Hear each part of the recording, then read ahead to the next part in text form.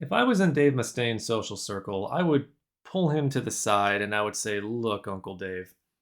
I would call him Uncle Dave because I'm respectful.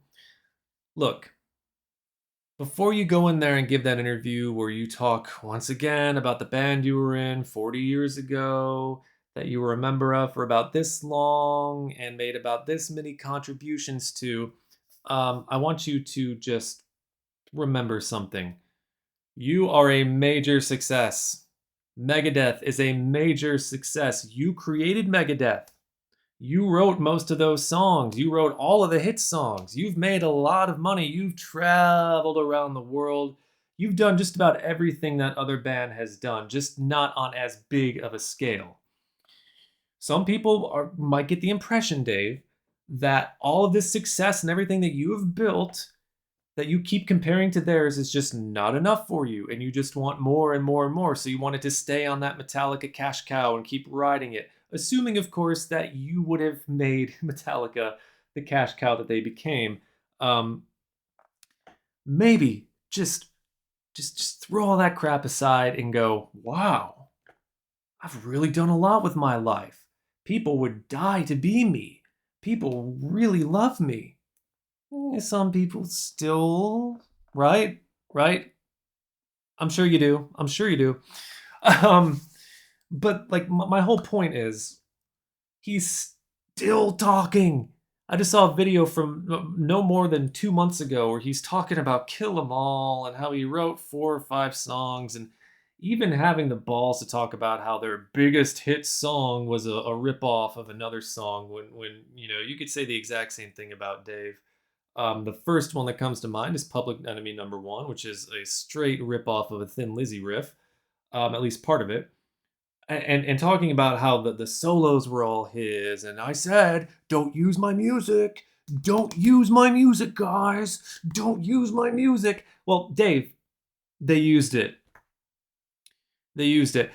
They used all 7 or 8 songs that you had some hand in writing, and those 7 or 8 songs, they probably did not make them the success that they are today. I'm really sorry to break this news, if it even is news, but when you really look at the contributions Dave Mustaine made versus the way that he acts about them, there's this big, big, big discrepancy. The way he talks, you'd think that he wrote everything, like Enter Sandman. You'd think that he wrote One. You would think that like Fuel. Um, but his contributions are pretty limited to over 40 years ago on a demo of an album, not an LP, not an official release, but a demo.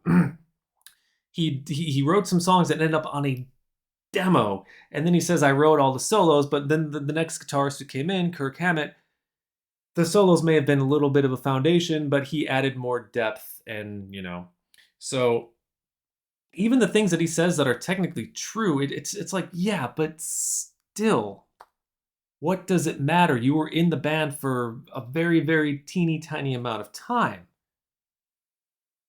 What you did in Metallica versus what you built in Megadeth, this metal powerhouse. Why are you still even talking about these guys? You know? And let's focus a little bit more on Dave's contributions, because I'm sure there are some metalheads watching this who are like, oh my god, oh my god. If you look at the lyrics of Mechanics, which became the Four Horsemen, and the demo lyrics of Jump in the Fire, those were just terrible, terrible lyrics. Just songs about getting laid. And then look at what Metallica turned them into. Now, maybe the lyrics weren't that much more sophisticated, but at least they weren't songs about just, getting laid in a machine shop or something like that. If anybody, besides the founding members of the band, if anybody had any bearing on the success of Metallica, it was Cliff Burton. Cliff Burton was a musical genius. Okay.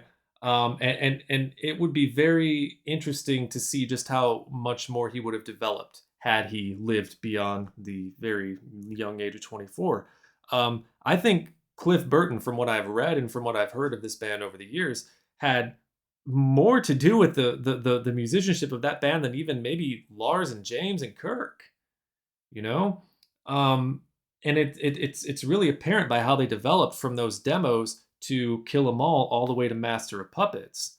I'm pretty sure Cliff was the one who showed them the way when it came to harmony and melody, and used those classical influences that he had to sort of, he didn't have that many writing credits that I know of, but still, when you hear Dave talk, it's almost like he's trying to position himself as the one who started it all, and if not for me, this band would have been nothing. And it's like, oh yeah, okay, okay.